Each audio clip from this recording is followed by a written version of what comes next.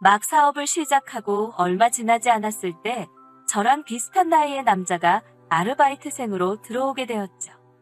그 사람이 바로 지금 제 남편입니다. 남편은 그 당시 사법고시 실패 후 다음 시험 때까지 쓸 돈을 벌기 위해서 제 매장에서 잠시 아르바이트를 하게 된 거였어요. 그런데 어느 날 제가 창고에서 물건을 꺼내다 큰 사고를 당할 뻔했었는데 남편이 몸을 던져 저를 구해줬답니다. 그렇게 저는 사랑에 빠지게 되었어요. 친정에서는 남편의 가능성을 믿어주었고 그래서 우리는 어렵지 않게 결혼할 수 있었어요.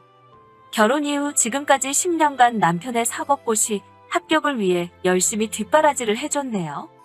하지만 번번이 낙방하고 마는 남편을 보고 있으면 이제 한숨부터 쉬게 되네요. 우리 부부에게 자녀가 없는 것 또한 남편의 사법고시 때문이에요. 제가 몸이 약한 이유도 있었지만 남편은 자기가 합격을 한 뒤 자식에게 당당하게 아버지가 되고 싶다고 말해왔고 저 또한 그 말에 동의했거든요.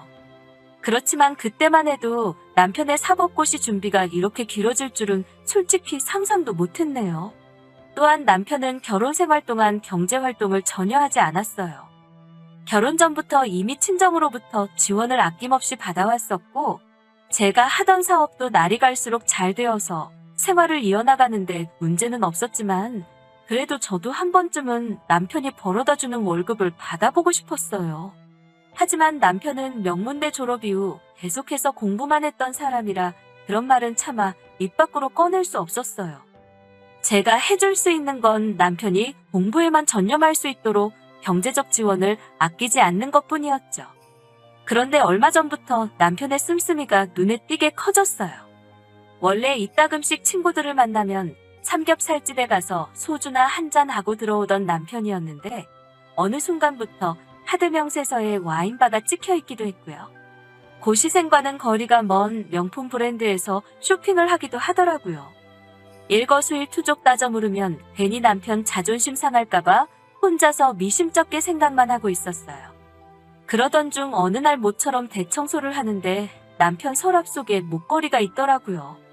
처음 보는 여자 목걸이였어요. 저는 곧 다가올 우리 결혼기념일에 나에게 줄 선물이라고 생각하고 아무것도 묻지 않고 들뜬 마음으로 기다리고 있었어요.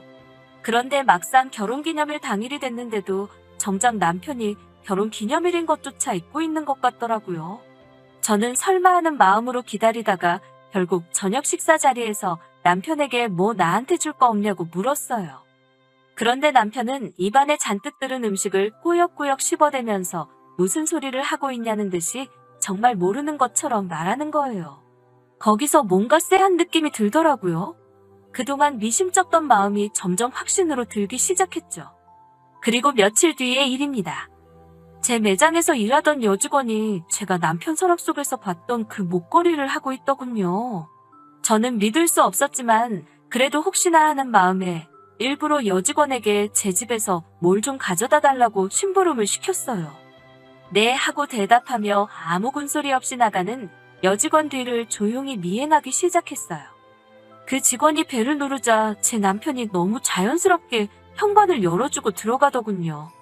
그리고 저는 그렇게 복도 창문 틈으로 둘의 불륜을 목격하고 말았습니다. 둘이 찰싹 달라붙어 있는 꼴이 아주 가관이더군요. 남편은 여직원에게 조금만 기다리면 자기가 위자료 잔뜩 받아서 이혼할 거라고 말하더군요. 저는 충격에 더 이상 그들의 대화를 듣고 있을 수가 없어서 자리를 피했어요. 그리고 복수를 결심했습니다. 저는 가장 먼저 남편의 신용카드를 다 정지시켜버렸어요. 그러자 얼마 지나지 않아 바로 남편은 혹시 자기 신용카드 정지시켰냐고 물어오더군요. 저는 사법고시생이 무슨 신용카드가 필요하냐며 단칼에 잘라버렸죠. 남편은 황당하다며 항의했지만 저는 무시해버렸어요.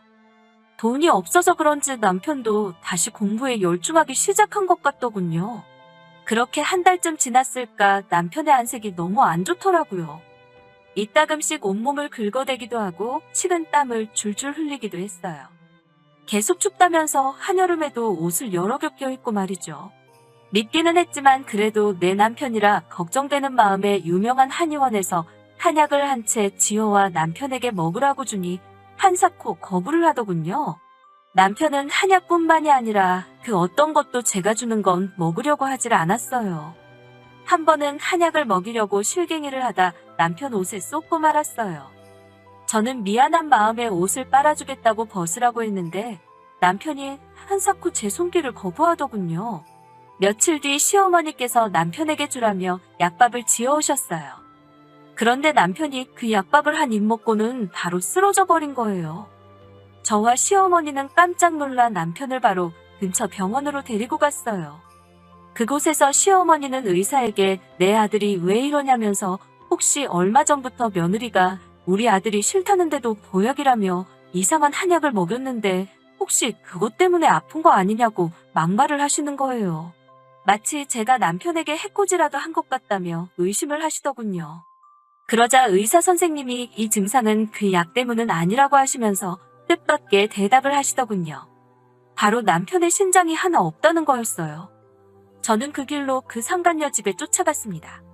바로 그 여자 때문이라고 생각했거든요. 나오라고 문을 두들기자 상간녀는 도대체 무슨 일인지 모르겠다는 표정으로 순순히 현관을 열더군요. 저는 너가 내 남편 신장을 팔았냐고 따져 물었죠. 그러자 그 여자는 어이가 없다는 듯 그게 무슨 소리냐고 되묻더군요.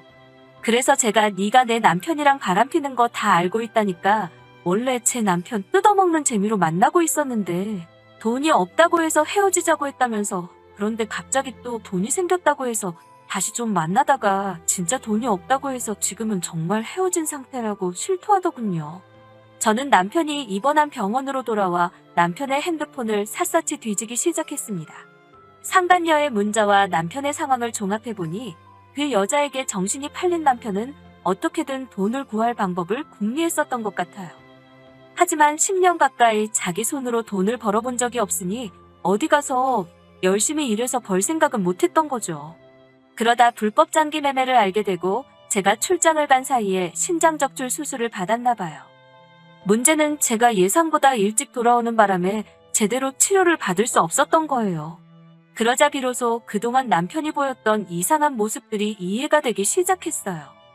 저에게 수술 자국을 감추기 위해 옷을 벗지 않으려 했고 옷을 여러 겹 겹쳐 입었고 혹시 모를 부작용 걱정 때문에 제가 주는 약도 일부러 먹지 않으려고 했던 거였어요. 남편은 그동안 상간녀가 원하는 명품백을 비롯해 선물들을 사주면서 그 관계를 유지하려고 했던 것 같아요. 그런데 제가 카드를 정지시키고 남편이 가지고 있던 돈이 다 떨어지자 상간녀가 남편에게 헤어지자고 했고 갑작스러운 이별 통보의 남편은 어떻게든 다시 그 여자와 만나기 위해서 저 몰래 신장까지 팔아쳐먹은 거예요. 그리고 결국엔 건강이 악화돼서 쓰러진 거고요. 이미 병원에 왔을 때는 남은 신장 하나마저 기능이 저하돼서 만성 신부전증 진단을 받은 거죠. 의사는 신장 투석이나 이식밖에는 방법이 없다고 통보하더군요. 그 사실을 남편에게 알리니 갑자기 남편은 저에게 손이 발이 되게 빌면서 사정을 하더라고요. 자기가 정말 사랑하는 건 사실 나 하나였다면서 제발 자기 좀 구해달라고 하는 거예요. 예전에 저라면 신장 하나 줬을 수도 있겠죠. 내가 믿고 사랑하는 남자의 성공을 위해 10년 동안 군소리 없이 뒷바라지 해온 저이니깐요. 그렇지만 더는 그렇게 바보같이 희생하고 싶지 않았어요. 눈물을 보이며 다 죽어가는 목소리로 사정하는 남편 면전에다가 이혼 도장 찍은 서류를 던졌습니다. 남편은 서류를 열어보곤 그럼 자기는 이제 어떻게 살아가냐면서 발버둥을 치더군요. 그 순간 병실문이 열리면서 그 상간녀가 들어오는 거예요. 그 상간녀는 남편을 아주 한심한 눈빛으로 쳐다보더라고요. 남편은 순간 저와 그 상간녀를 번갈아 쳐다보더니 이제 그 상간녀 바지가랑이를 잡고 늘어지더군요. 상간녀에게 자기한테 신장 하나만 주면 자기가 사법고시 패스해서 사모님 소리 듣게 해준다는 개소리를 싸지르면서요. 상간녀는 냉정한 목소리로 오빠 제발 정신 차리라고 내가 미쳤다고 오빠한테 내 신장을 주냐며 코웃음을 치더군요. 그리고는 상간녀가 그래도 마지막이라 생각하고 얼굴 보고 이야기하러 온 거라며 이제 절대로 자기를 아는 척도 하지 말라고 소름 끼친다는 말만 남기고 병실을 나가더군요. 그렇게 저한테도 상간녀한테도 버림받고 건강까지 잃고 초라하게 누워있는 남편을 보니 인과응보라는 말이 딱 생각이 나더군요. 이제 남편도 혼자 살아가는 법을 배워야 하겠죠? 긴 이야기 들어주셔서 감사합니다. 오늘의 사연은 여기까지입니다. 구독과 좋아요, 알람 설정해주시면 앞으로 더 좋은 사연으로 찾아오겠습니다. 감사합니다.